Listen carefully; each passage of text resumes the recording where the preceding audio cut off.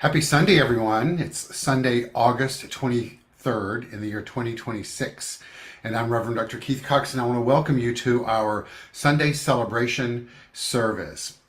We're going to re-air a service from last year of a conversation I had with the wonderful Reverend Lisa Ferraro.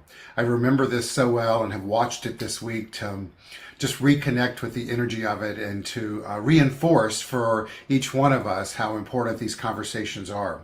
I know that it will touch your soul as it did mine. I'm away for the weekend on the way to the beach for some sun and fun and relaxation. Know that I love you and appreciate you and celebrate you, and know that this serves your soul. Happy Sunday, everyone. Hello, my name is Yaron Spiewak. I'm the music director for the Center of Spiritual Living, Los Angeles today, even though I'm in Provincetown. And let's start the morning with a beautiful song to remind us to call people that we love, to tell them that we love them. After I fix up my collar, here we go.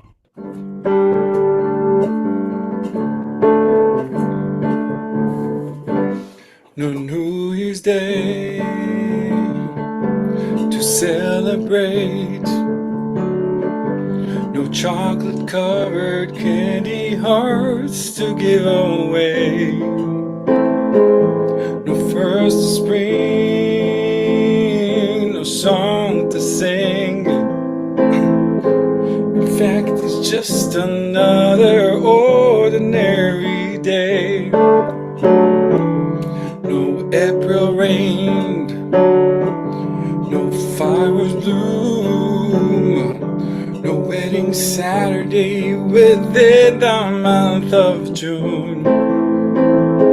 But what it is something true. And out of these three words that I must say to you, sing with me if you know. And I just called to say I love you. I just called to say how much I care. I just called to say I love you, and I mean it from the bottom of my heart. No summer's high, no warm July, no harvest moon to light one tender August night. No autumn breeze, no falling leaves, not even time for birds to find a southern sky. No Libra sun, no Halloween, no giving thanks, all the Christmas joy you bring. But what it is something new, to fill your heart like no three words could ever do. I just called to say I love you, and I just called to say how much I care. I just called to say I love you, and I mean it from the bottom of my heart.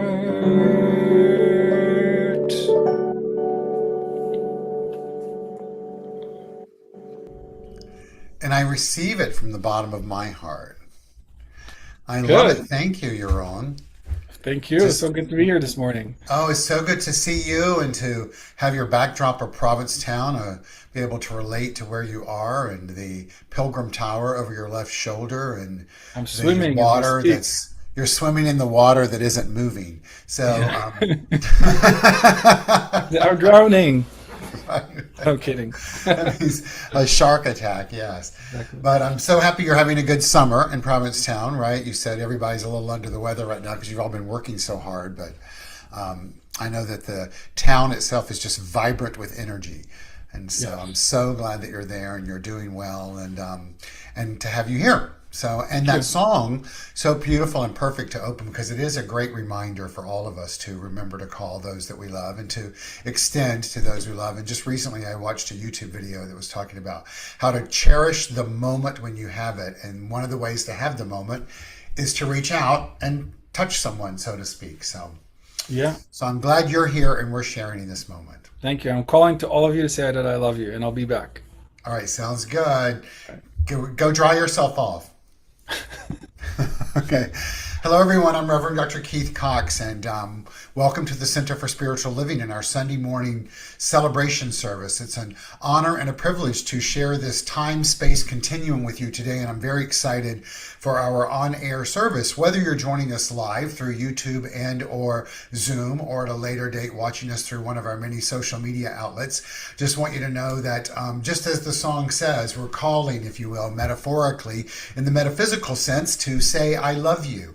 That sounds like kind of a quirky, weird human emotion to open the service with. And it is both through the energy of the emotion of love that we as a community extend to you, the individual that's participating in our service, but more deeply, and more importantly, looking at love as we're taught in the philosophy, faith, and way of life known as the science of mind. That which we practice here is the self-givingness of spirit, whose desire is to create more of itself. And the only way it can do that is through itself, which is through you and through me, because we are individualizations of that one.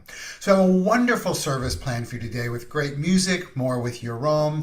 We're continuing my series called Conversations with Dr. Keith today with a beloved individual that I love with all of my heart, named Reverend Lisa Ferraro, and she'll be on later in the service for us to have a freestyle conversation to inspire you.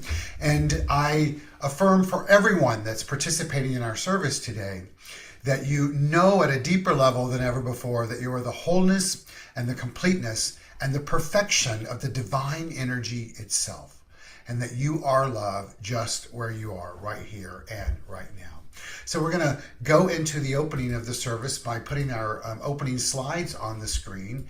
And I invite you to receive those and accept the love and the support and the energy from which they're being shared. As a community, our vision statement is supporting individuals finding their personal self-empowerment through a spiritual awakening. It's my invitation for each of you today to open to a spiritual awakening, and in so doing, by identifying and aligning with the truth of who you are as a divine being expressing your humanity that provides a greater sense of personal self-empowerment. Our screen shows a big hello to everyone, and you'll see on there the visual of the beloved being of light in an act of namaste. We like to open our service with that act of namaste, which is a Sanskrit word that in its most true form means I bow to thee. In the modern world, we use it as a physical application of putting our hands together in prayer position. Follow me and do this if you like. Placing our hands over our heart, feeling our heartbeat as we inhale, center ourselves and exhale, and bow forward and say together, Namaste. In our modern incarnation, the words that we use are, the God in me, the light in me, honors and acknowledges that in you. And as we raise back up, we also give ourselves the opportunity to feel that, to stay in the exchange of that. Because it's a very simple, grounding, relatable practice. It's one that can help us ground ourselves in this chaotic, crazy world that we are living in today. So I invite you to feel that and to repeat it as necessary throughout the day, the week, and life as it unfolds. As a community, we welcome all races, all religions, all countries of origins, all sexual orientations, all genders, all abilities. We literally stand with you and metaphorically stand with you as well, and like to affirm that you are indeed safe here with us as a community. I love the graphic on the image on the screen of the individuals and a sense of joy and all being unique as they are.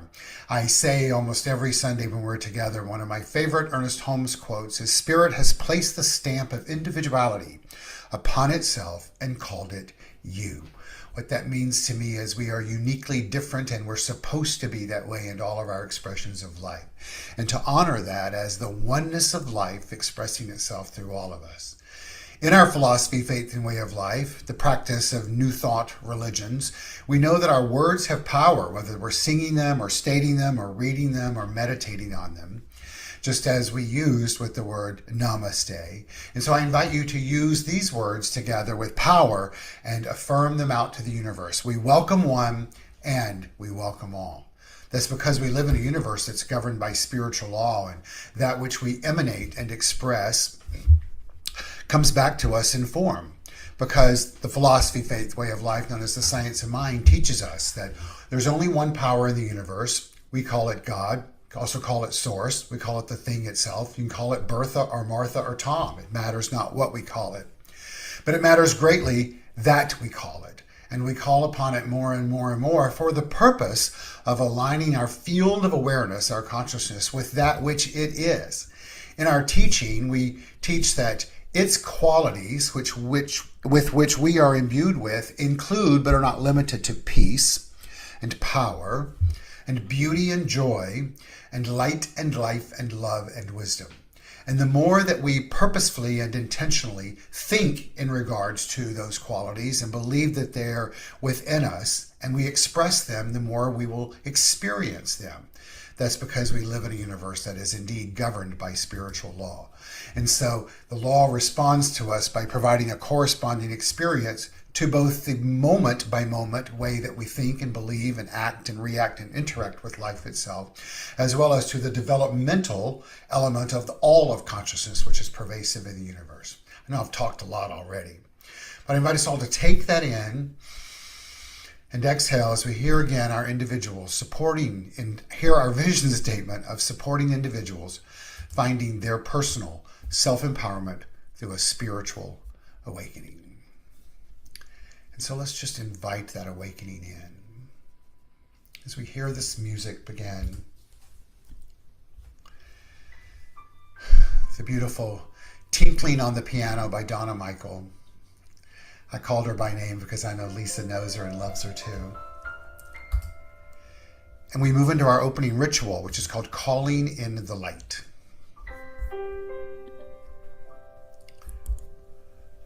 So I invite you to look at the orb of light on the screen, if that's safe and comfortable for you. And as you feel the flame flicker, the movement of the light, let it be a reminder indicative of the light that is within each of us that is always moving, a reflection of life itself. And hear these words and allow them to have meaning to each and every one of us. Today we perform this ceremony to promote the universal consciousness of life, which acknowledges that all peoples and all faiths, all sentient beings come from the one great universal presence, which we call spirit. The purpose of this ritual is to draw into our gathering this morning a conscious awareness of our oneness and the qualities that we possess as complete expressions of the divine. I called them out earlier. And so as we feel the vibration shift during this experience, may we each become ever more aware of the light of life that exists in and as all expressions of life, which includes you and it includes me. We take a deep breath in together and exhale and feel the light within us. Let's hear these words of this beautiful Sanskrit proverb. And let's let it be an invitation for us to open to a greater element of light in our life and to feel and know the presence of the divine. Look to this day, for it is life, the very life of life. In its brief course lie all the realities and truths of existence, the joy of growth, the splendor of action, the glory of power. For yesterday is but a memory, and tomorrow is only a vision. But today, well lived, makes yesterday a memory of happiness, and every tomorrow a vision of hope. Look well, therefore, to this day. Once again, as we inhale together and exhale, let's literally look with our inner eyes well, therefore, to this day, meaning this very moment. Yaron's going to come on and take us through the song Calling in the Light, which is a call and response song. I invite you to sing along as he instructs you to do so.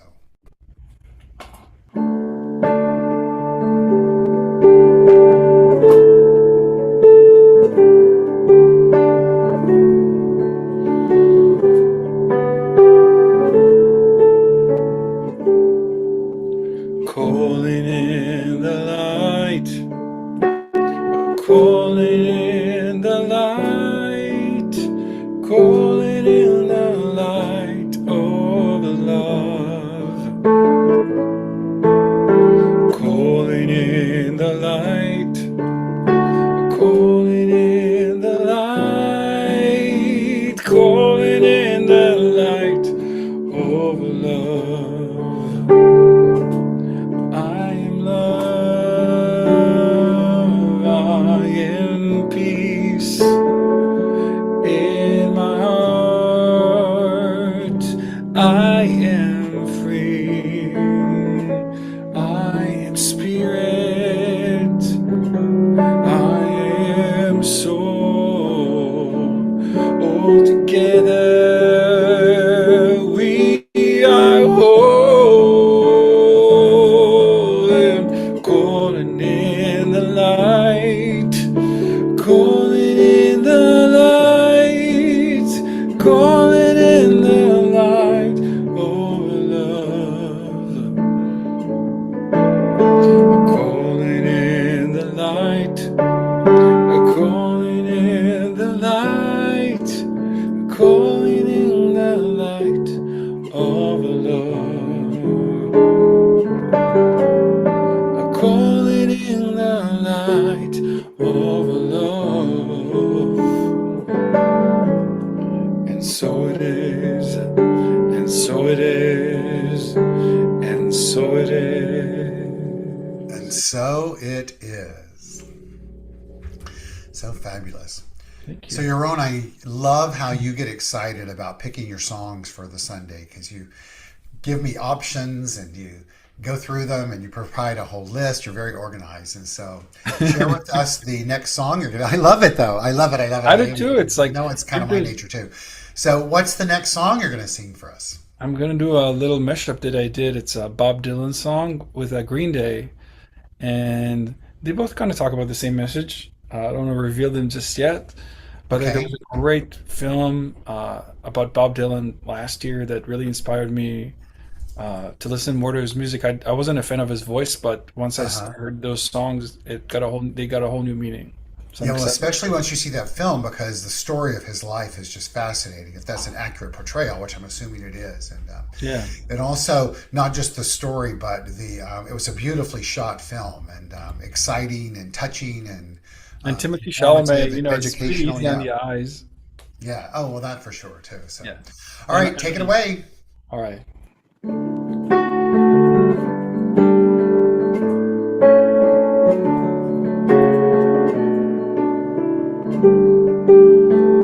I actually want to dedicate it for everyone that has family in a conflicted country, any country.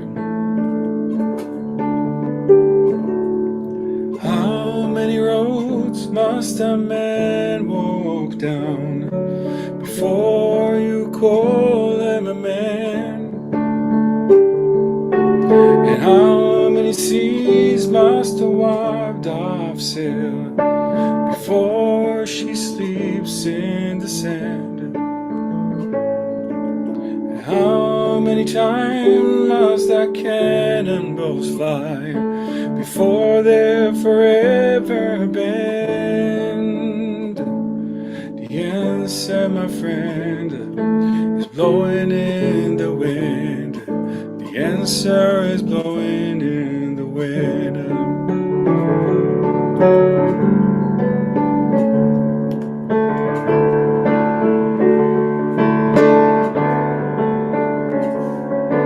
How many years can a mountain exist washed to the sea. And how many years can some people exist before they're allowed to be free?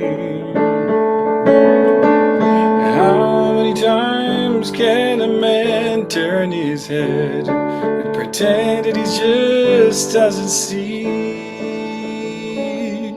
The answer, my friend, is blowing in the wind. The answer is blowing in the wind.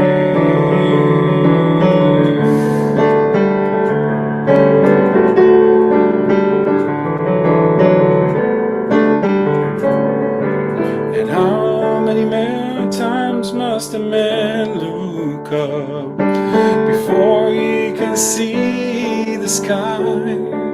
And how many years must a man have before he can hear people cry?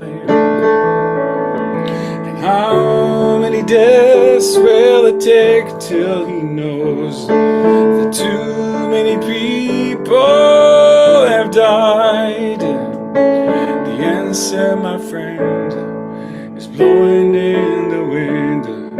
The answer is blowing in the wind.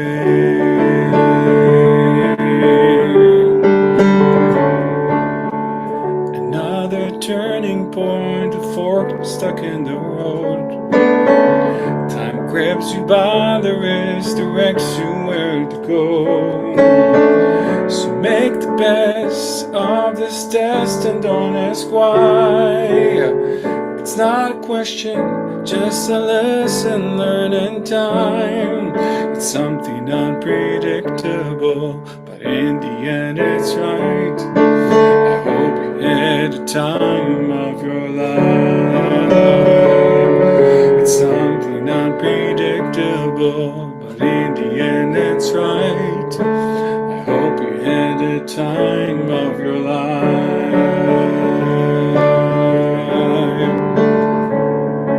The answer, my friend, is blowing in the wind. The answer is blowing in the wind.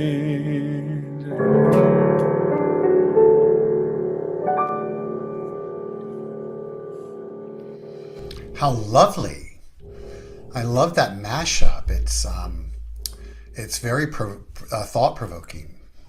Thank you. I like sometimes you talk about the situation and then you have to change it. I think that Uh-huh. I like that call to action on the Green Day song. So, Well, it's interesting because I was just chatting with a friend this week about a friend of mine who just posted.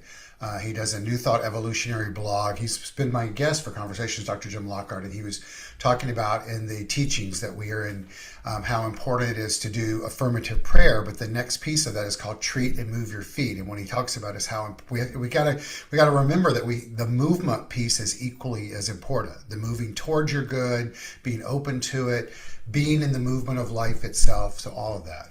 it's scary to make a change, but change, it's inevitable too.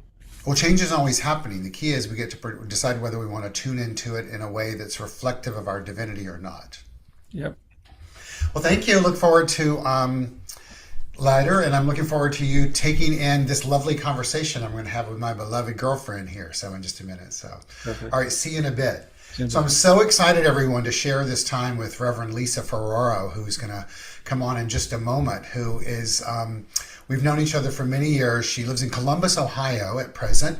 She has a fantastic ministry in life that she's had that has changed and grown. As we were talking about earlier today, she's running a retreat center in Columbus, Ohio right now, after having still a thriving music ministry for many years, both in secular music and metaphysical music. She is a founder of a fabulous experience called the Circle of Love Gathering that I've participated in over the years. She also, I listened to her album called LYF Standards. That's going to make her laugh when she knows that, because I love to listen to your version of New York State of Mind and At Last. So it's just, I have a playlist on my music of At Last, and yours is one of them, Lisa. So welcome, everyone, Reverend Lisa Ferraro. Hello. I think I unmuted myself, did I? You did, yes. Welcome. Oh my gosh. Reverend Dr. Keith, it is such a treat to be with you, and thank you for that wonderful introduction and You're your welcome. energy and the music. I just wanted to say, Yoron, thank you for that. Mashup was outstanding. It was really Yeah. sweet. Yeah, you two should know each other, Yeah. both personally and musically as well. So, yeah. So your own is with a slew of individuals, but also independently, doing kind of a residency in Provincetown for the summer, as he often does. Nice. So, yeah. So, Excellent. yeah, I know you guys have been there. You had been there years ago, right? Didn't you guys? You ever been to Yes. Provincetown? Yeah. Yeah, a couple of times with Reverend Christy. Christy Hardwick. Yeah, Yeah, I was remember I've seen photos of that. Yeah. inspiration. And I think I might be there Women's Week this year. I Oh, might fantastic. do a little jazz thing, perhaps. We'll see how it plays out.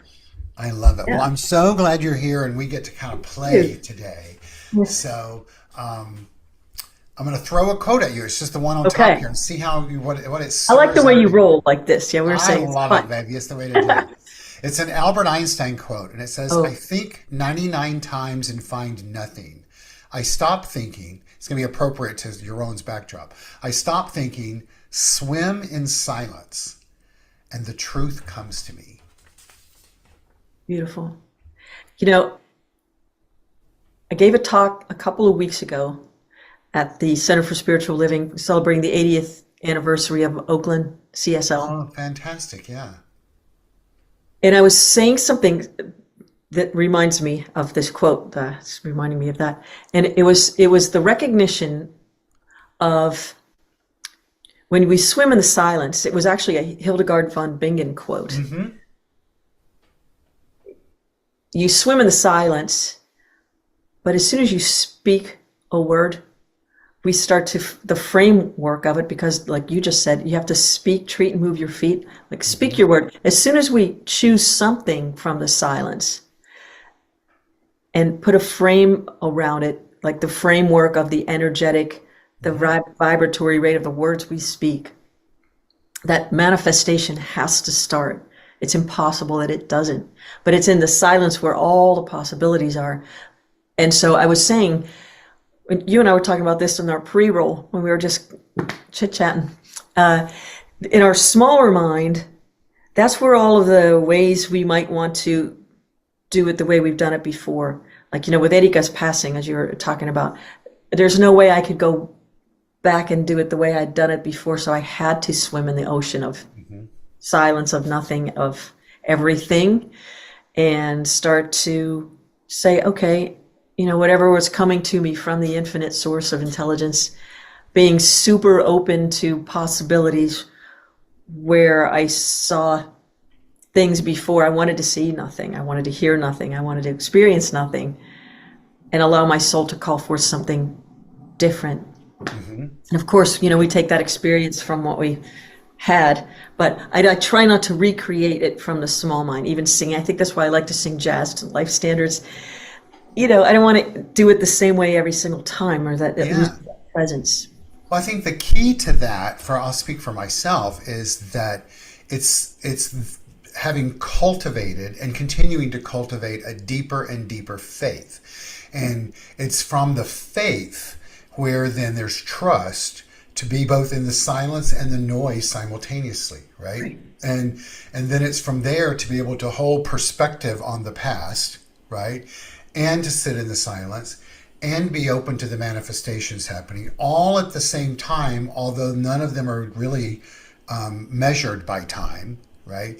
Right. And it's like seeing things totally different than before while having the history of what I've seen before be a foundation, and also know that I'm seeing more than I've ever seen before, while at the same time having a clearer lens of seeing everything through oneness, right? It's out of the multidimensionality, there's only one, right?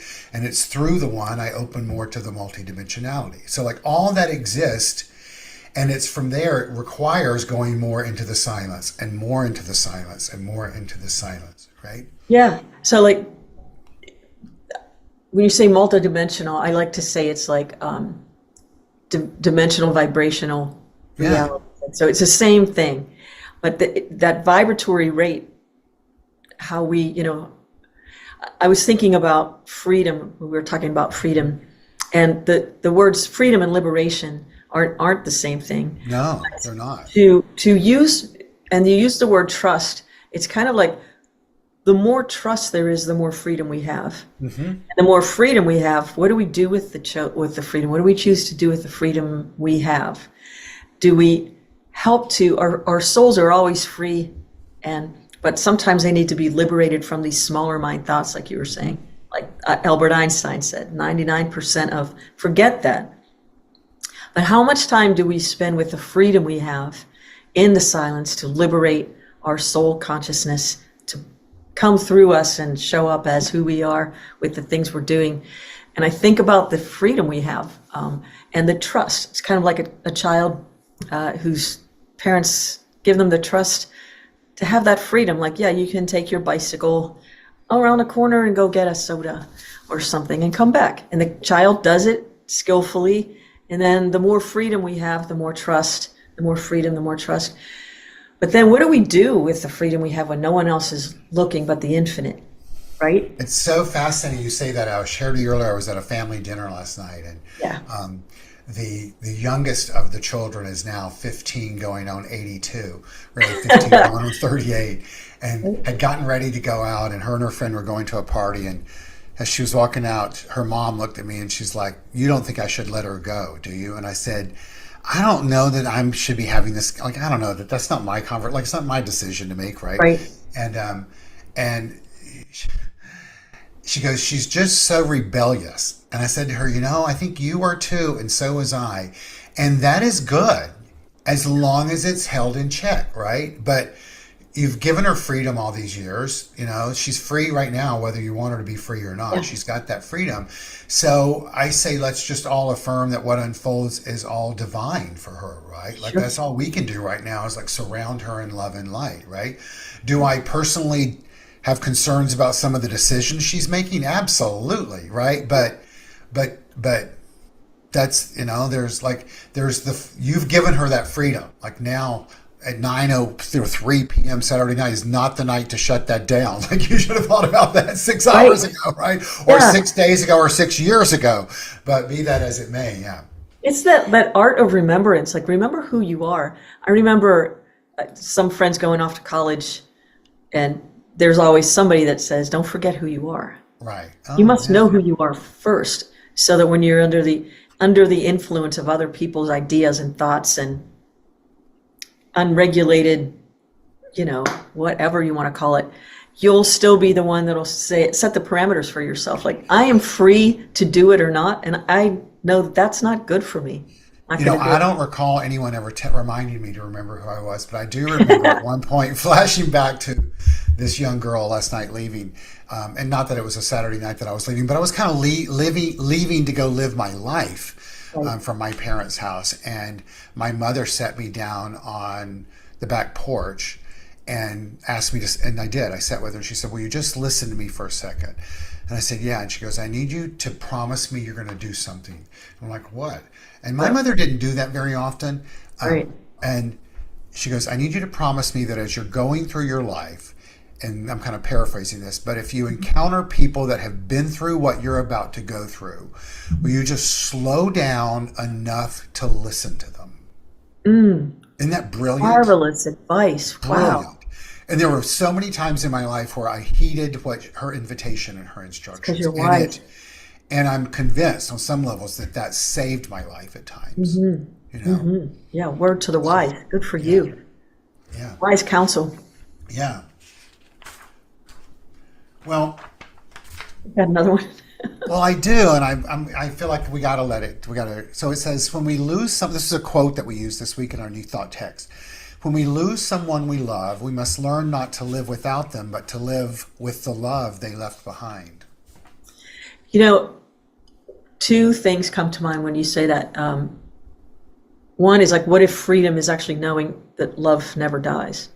Yeah. It's impossible, first of all, for it to. And I said this like right after Erika passed away, like in form. She's never not with me. Like, she's with me all the time in more subtle ways. Like, we used to practice, I think I might have mentioned this before, like not talking to each other with words on Mondays. Uh-huh. At first, I thought she was just trying to get me to stop talking. It's like, this is a trick. She's very smart. But the very first thing we ever did together when we met in the Bay Area, we had a rendezvous in the Bay Area when we were living two separate places to write music. And we both sat down and had the idea to stretch time while we were together. So we did. We were both excited that the other knew what the heck we were talking about. So it was like, okay, this is my little mad scientist zone. And then we recognized we'd stretch connections across time, space all the time because you just get out of it and just create a whole other reality. But what if ultimate freedom for us is to know that we don't lose anything? Yeah. And that there's freedom in release. Erika had a great song she wrote. There's a blessing in the breakdown. There's freedom in release.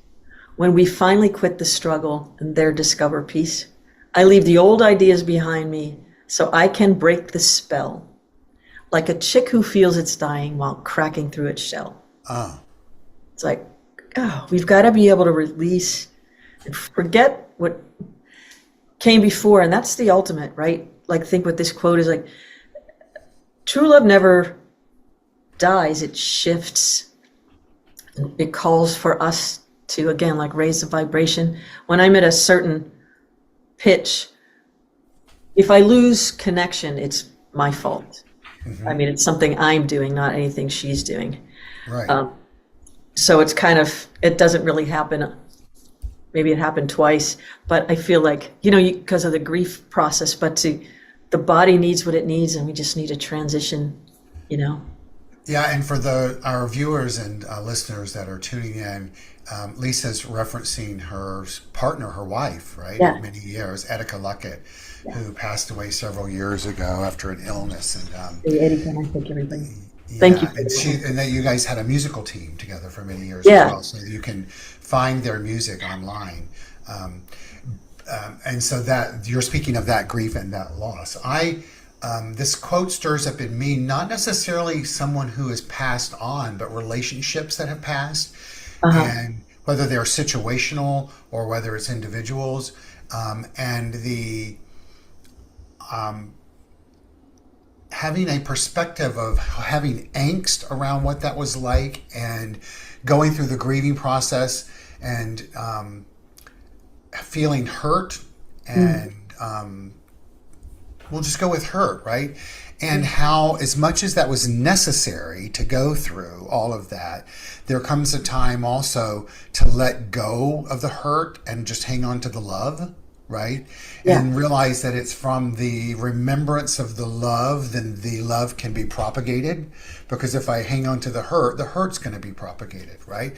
And several of my teachers, Jim Lockhart being one of them, and Reverend Moyer Fox another, in the context of a situation, both said the same thing to me, but in different ways. And it was, I'm here to support you through your grief, and here for you when you find the light again. Nice. Right? Sure. And I mean, kind of what we're saying is like holding the idea for both of those, because they do exist. And you got to sometimes go through that grief, but to remember that there will be a moment you'll look back on the grief and the light or the love will be there, right? And so that's what this is speaking to in that love that you speak of, right? It's not, it is love as an emotion, but it's the love that's transcendent of emotion. Right.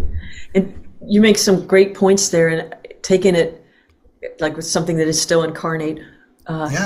We do it to ourselves sometime. Yeah. Like, I remember one of the greatest teachers in my life was my high school softball coach. Jean Kondo was her name. She was amazing. Like, character builder, really turned on that searchlight of introspection for me. She was the first one that really gave us things to think about, like contemplate these ideas, get the best out of yourself. She was amazing. But one of the things that she would never permit to remember something that was a mistake. Learn from it, like we're saying. Don't talk about it again. Like if I would say, oh gosh, remember last year when, she goes, no, I don't remember that. Why? And she just wouldn't even go there. And what I thought about was I try to forget these things. A long time ago, but it comes through meditation mostly. That's where the deep polishing comes in, that the vibration that holds those ideas together can't even function once you clear the decks and erase that circuitry. It can't even go there. There was somebody who did something. She did two things. One was an extremely generous thing to like keep the business of a dear friend of mine running while this person suffered like a really long illness.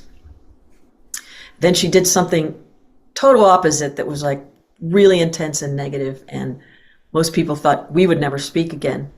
And I saw her like after 2 years, Keith, I saw her on the street just walking downtown, and I didn't even remember the other thing. Right. I just went up to her and I said, hey, but I mean, and she just looked at me like, why are you even talking to me? And then it came back like, oh my God, that's right. She did that horrible, but I didn't remember. Right. So because energy propagates energy. right. Yeah. And then even when it came back in my memory, it was so insignificant compared to the really amazing, generous thing she did. I didn't even, when I saw her, it was just, I was excited to see her. I didn't even think of that. Well, it's interesting. I think that as evolving metaphysicians, there's two things I want to address here. One is, I think we oftentimes get confused that we're supposed to live either in our humanity or in our divinity. And it's not an either or, it's and. They exist simultaneously, right? Yeah. And so it's important to remember that. And then to the best of our ability, let our divinity guide our humanity.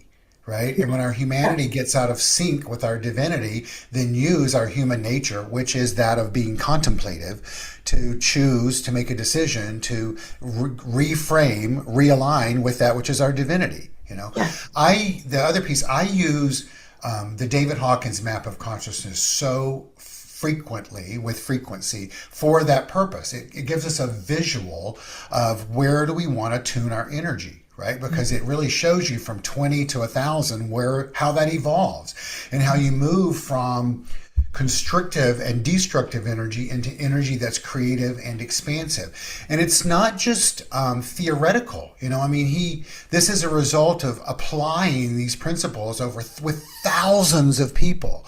And so I just reread the book Power versus Force, and it's so pun intended, powerful, right? Yeah. And it's really, it's dense and hard and bizarre and interesting and yet very simplistic at the same time when you look at the breaking down of that. But what I think where I'd like to circle it back for us is no matter where we are on the journey, it breaks down categorically what possibility there is for us, right? But it all comes down to how we're using our power. That's really what it all comes down to.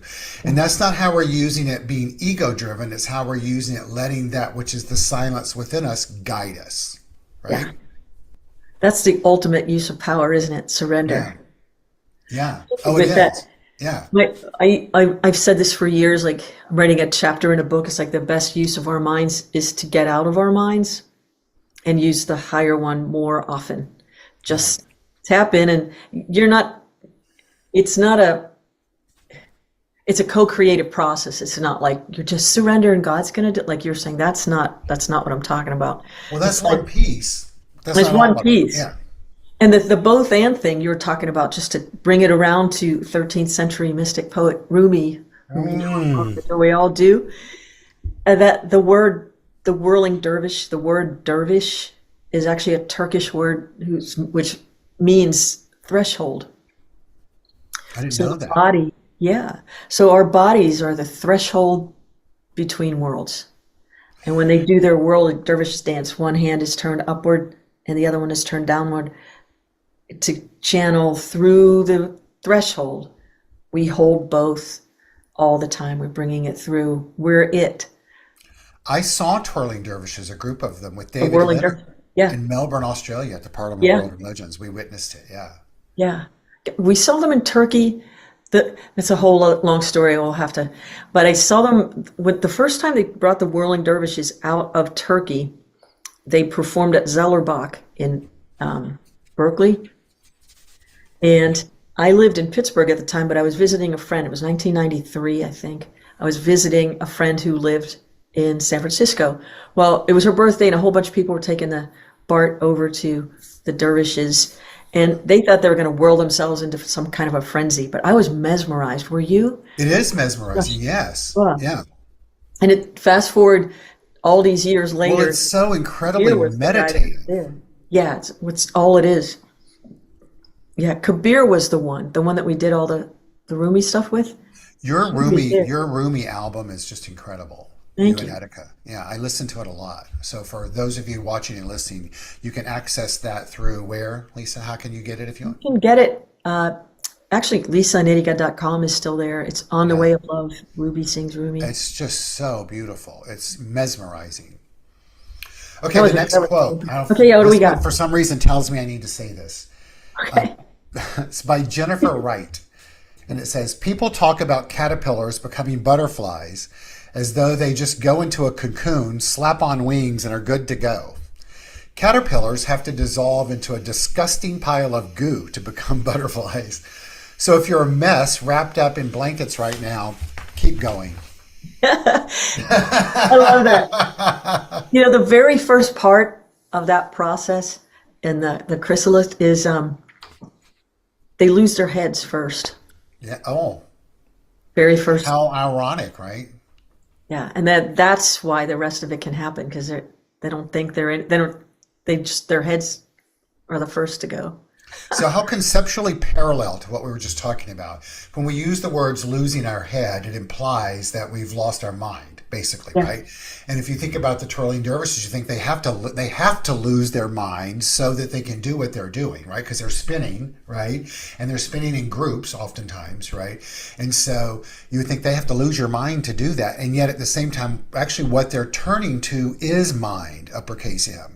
Right? Yeah, So you're consciousness. turning to that within so that that's where the balance and the power and the energy comes from. Yeah, it's a out of s- you're out of mind state. You're in a different vibratory consciousness Right. that is all encompassing and not just so you might use it to learn the steps and learn like singers who just channel, musicians who just we practice and practice. Preachers who just preach. Yeah. Yeah, like we just kind of, as we were saying, we make sure our organism is intact. I take care of myself. I warm up my voice so that when the thing wants to sing itself through me, I'm ready. I'm not going to blow myself out. Yeah. There are energization techniques that we could work on, just pulling more light into the body so that when you really get that charge, you don't blow yourself out. Well, that comes back to trust. I think it all comes back to trust. And when I say that, the piece of that is speaking through me right now in regards to the importance for us to remember is when I say trust, it's not just trusting an invisible power. It's understanding that invisible power's innate nature is good, uppercase G, and that we live in a universe governed by spiritual law. So that which I choose to be, whether it's conscious or unconscious, and that which I know myself to be, whether it's conscious or unconscious, it responds to that, right? It responds to that in law and then provides experiences relative to that, whether that's moment by moment experience or a big macro experience. That's its nature, and it does that whether I want it to or not, right? That's its nature. Yeah. And yet, when we want to participate in it at a higher vibration than we did before, then it's going to appear in this magical way that it's providing more good for us than it did before. But it's not because it's doing that selectively. It's doing that because that's its nature. So then participating in that more and more and more at those higher vibrations helps strengthen, as Marianne Williamson calls it, our faith musculature, right? And so the muscles are then stronger, therefore the effects are different. Sure. I mean, we can hold it longer. Yeah. And it's not always comfortable though, is it? Like No. sometimes Well, hence it the calls us, caterpillar. you got to let go of, again, that release, that the blessing of the release of what you think you are so that you become what you truly are. There's a woman named Gita Bellin, Uh-huh. like a coaching clientele, but I found this quote a long time ago in The Artist's Way, and it stuck with me all these years.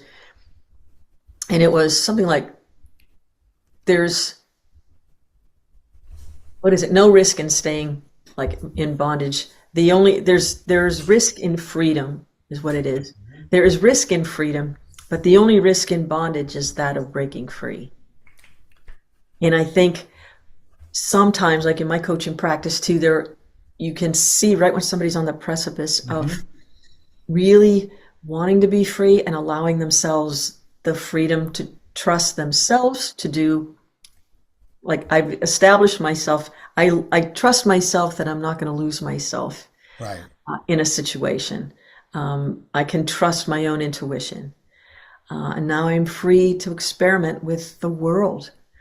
What will I do with that freedom? And it's terrifying to some people. They don't want to be free. They want to be told every tiny little thing. They don't know the value of that trust in self and infinite. Or they think they trust the infinite, but they don't trust themselves.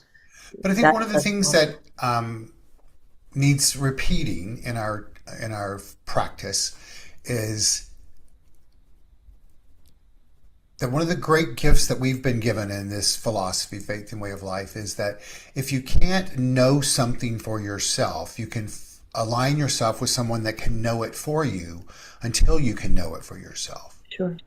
You know, I remember one of the most mystical and magical moments I ever had was I was at the Los Angeles Church of Religious Science, and I was doing a pre-service spiritual mind treatment on this massive theater, this big stage.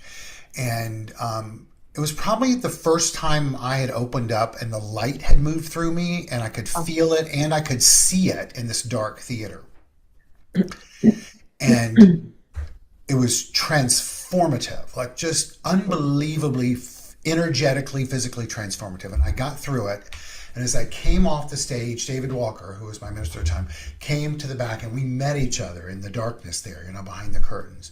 And you remember David, right? He was this big figure with big energy, even though it felt like he was 7 feet tall. He really wasn't though. But he reached over and grabbed me by the shoulders and said to me, "Are you aware of just what happened on that stage?" Or something to that effect. And I was like, "Yes, I am."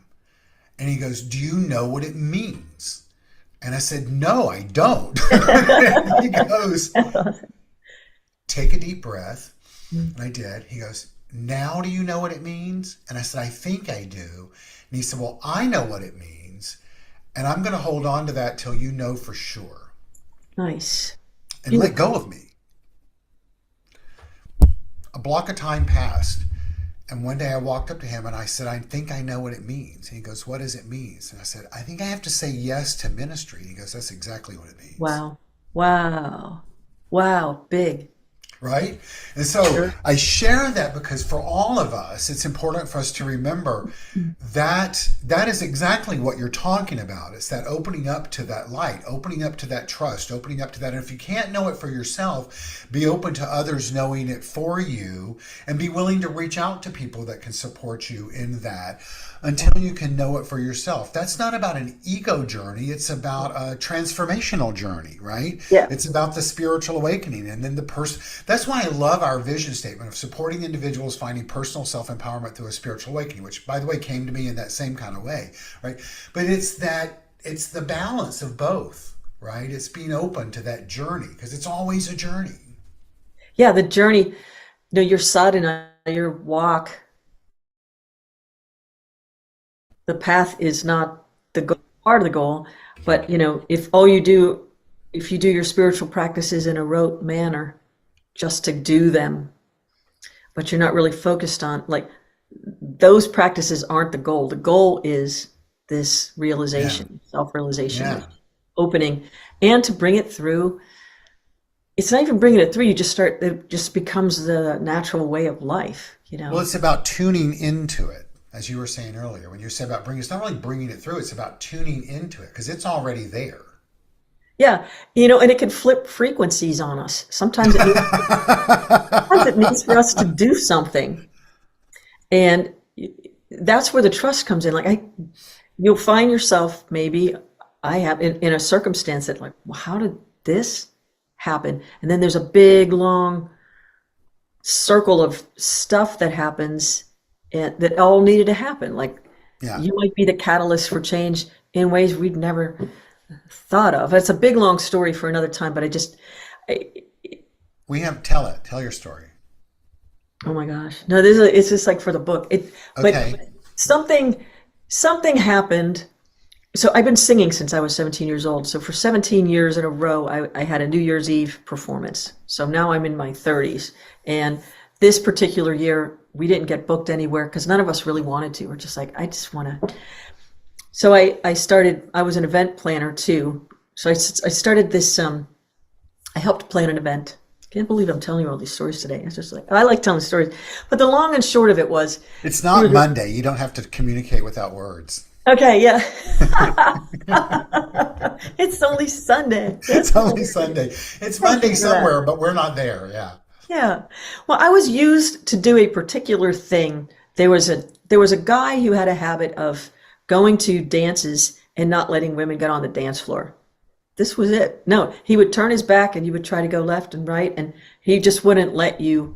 And so I touched him on the shoulder and I said, "Excuse me, I want to get onto the dance floor." And he turned around and he threw a drink. And we're like, what?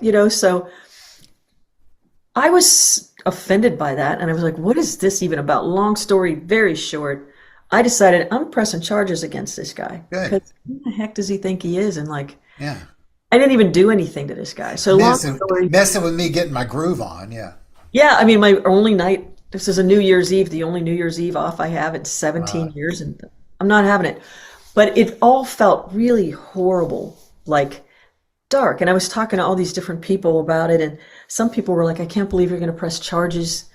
What about him? I'm like, what about him? And I was finding my voice, like, because I don't want to make waves and I don't want people to think like I was already doing spiritual things in communities and like, what's this going to look like? I'm out dancing at a New Year's Eve party and somebody throws a drink at me. What is this? But there was something happened right before it, Keith. It was like slow motion. And I got a clear hit, like something's going to happen that you're not going to understand. Mm-hmm. And that was what happened. Long story short. Go to court, press charges. And a friend of mine was an attorney, got this file on this guy that was like this thick. He had done it all. So it was repetitive behavior. Yeah. Yeah. And was recently just picked up in November because he spat on a police officer. So he was going to be in trouble for that. And so they put him in jail for like 3 months where he was rehabilitated. So he had an addiction problem and a drinking problem and all these different things. Fast forward now, like 5 years. We're working, it's like election day, and it's this beautiful, gorgeous day in November, and I'm still living in Pittsburgh at the time. And a friend and I are working at the polls. We're handing out cards for a friend who's running for office. And we are finished with our shift, and this brand new restaurant opened. And we said, let's just walk around the corner of this restaurant. Well, it's like noon. There's nobody in the whole place. No one. We sit over here, and there's one person at the bar. And we're sitting over here eating. All of a sudden, this person comes walking over to the table. It's that guy. And I'm like, oh God. And he said, please, I have not stopped thinking about you since that happened. I am so sorry. And thank you for pressing charges against me because it changed my life. Now I have a relationship with my son. And I've been thinking, I'm like looking at all the things you do in a community and all this stuff. And I'm like, how could I have done that? But he said, but now I know why, because you helped me get myself on track. And I thought, so all that to say, you don't know why these weird things, I had no idea, but sometimes weird things happen so that you'll do the thing it happened to like a dozen other women and nobody did it. Yeah. So like the last quote that we have that I just pulled out, it's not going to be any mistake that this quote is the quote, right? Okay. Because it speaks so to this. It's by Ernest Holmes. It says, we may pass through good fortune and bad, but if we can come to the point where we're not disturbed by things, we've found the secret. Yeah. That's a great quote you pulled. Yeah. So for me, what that means for us, thank you for sharing that story. And thank you for I hope sharing. it was relevant. Like it was relevant. Mm-hmm. I think what it teaches, what it provides for us is to know that yes, to trust the guide that is within us, whether to press charges or what to do. Like trust that inner voice. It's the same thing when David grabbed me on the shoulders, not grabbed me, but puts his hand on my shoulders and like, do you know what that means? What all of it is telling us is that we all have, I love to refer to it as Ernie did, our inner celestial voice, right? It's like, listen to that voice. It will forever guide you. Right? And if you find yourself a gooey mess on the floor wrapped in blankets right now, listen to the voice, right? The voice is there. And if you can't find in your own life at the moment, not you per se, but anyone listening, to find the manner and the means by which to tune into that voice yourself, reach out to someone who can do that for you until you can do it for yourself, because the voice is always there and the law of life always exists, right? Often many individuals are questioning, how can one find good in what's happening in the world today? Sure. And the good that we speak of is both human at the human level and the divine level. It exists in both places. And if you can't find it in that which you're seeing, not meaning that what you're seeing is not really what it is, because it is, but we still have the ability to stop and choose to see good somewhere, and then it will become manifest, right? So we can see the bad stuff and know good at the same time. And that's not spiritual bypass unless you use it as spiritual bypass. Yeah, you can, that's certainly available if you would like to. But yeah, I think more of it too, to your point, like the more we focus on the things that bring us joy, the more that vibration gets introduced into the scenario that is what we call human life and drama. And it's important to remember that we must find the joy in life. Well, we must choose to find the joy. Yeah. Choose to find it and then let it have its way with us. I mean, participate with it. Well, joy has had its way with me this morning. Thank you. Time with you. Thank you. We booked this months ago, and I'm so glad we did. It came up so quickly. I appreciate it, and I look forward to seeing more of you. Same here. I just love and adore and revere and respect you, and I'm so proud of you. I'm so proud of the work you're doing. I'm so proud that you're a light in Columbus, Ohio, and that you are shifting your ministry or letting it shift you, and that you're just making a difference out there. You've always made a difference, but you're certainly doing it in unique ways right now. So thank you. Thank you so much. And let's bring that circle of love gathering back, baby. Let's do it. Yeah, I'm going to get with David. We'll make sure we can get something happening, because it'll be nice to participate with you again. Yeah, very Thank you for what you're doing. I appreciate it. Thank you. All right. All right, well, Yaron's going to come back and sing a song. Everyone, be patient with us. I know we've gone a little long today. I think it was all very worthwhile. And he's going to take us through a song. Yaron, are you there? Yaron, how are you doing on time? Do you have somewhere you need to be? No, I'm here. I'm present. All right, well, sing a song for us. I wanted to ask if you can remind me, because I remember this song has to do with this month's and this week's topic. The topic is Freedom is My Divine Right. Exactly. That's right. And I picked Free as a Bird by the Beatles. Yay.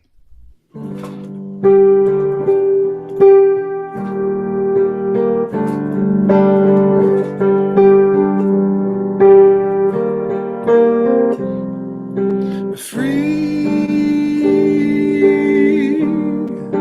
as a bird. It's an express thing to be. Free as a bird.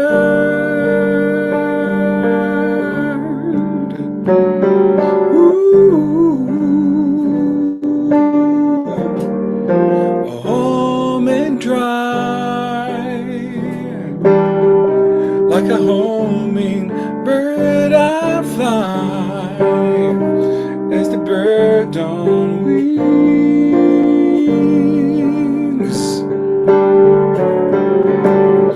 Whatever happened to the life that we once knew? Can we really live without each other? Where did we lose the touch that seemed to mean so much? It always made me feel free as a bird. next best thing to be free as a bird.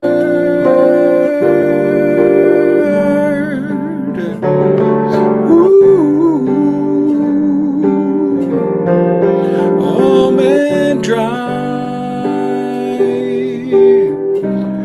like a hummingbird I fly, free as a bird.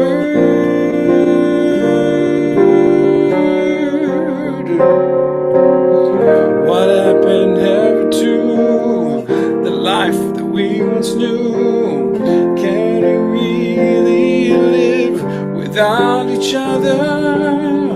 Where did we lose the touch that seems to mean so much? It always made me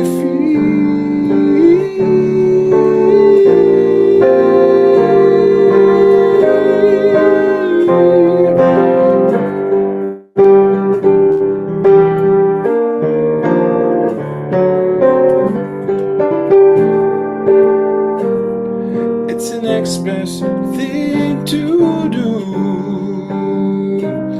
free as a bird.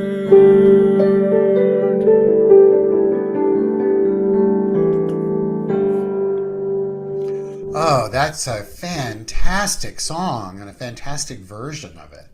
Thank It you.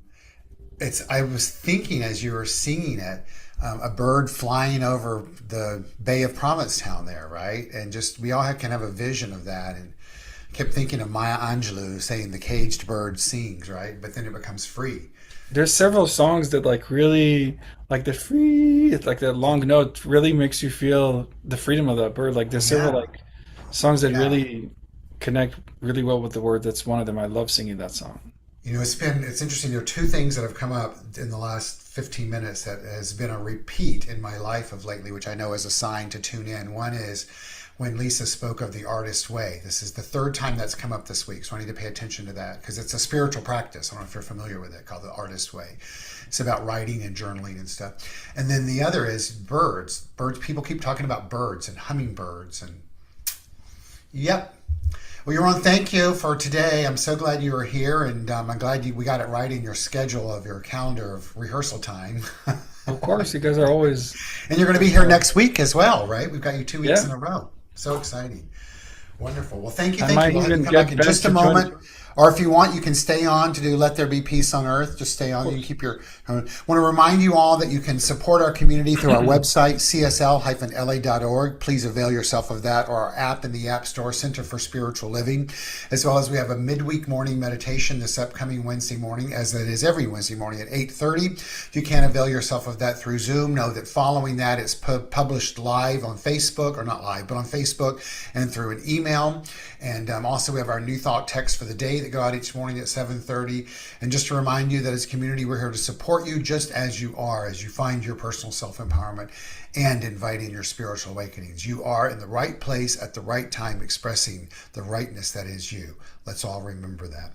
We're going to close out by singing together the song Let There Be Peace on Earth. Yaron's going to take us out on that. And feel free to sing along and know that your words have power. And tune in to every time that word's been sung. It's a vibratory frequency that's making a difference on this planet. Following that, we'll say goodbye to those of you that are on YouTube. And those of you that are on Zoom, we can stay in for just a moment and say hello to each other. Yaron, take it away.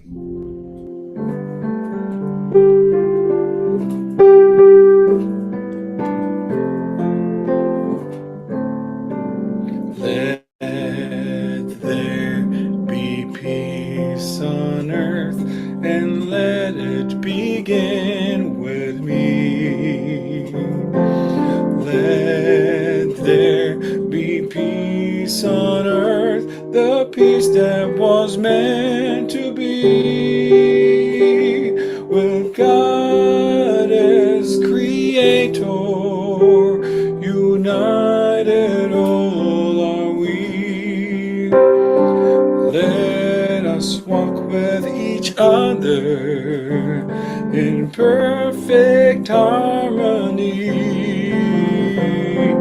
Let peace always begin with me. Let this be the moment now. With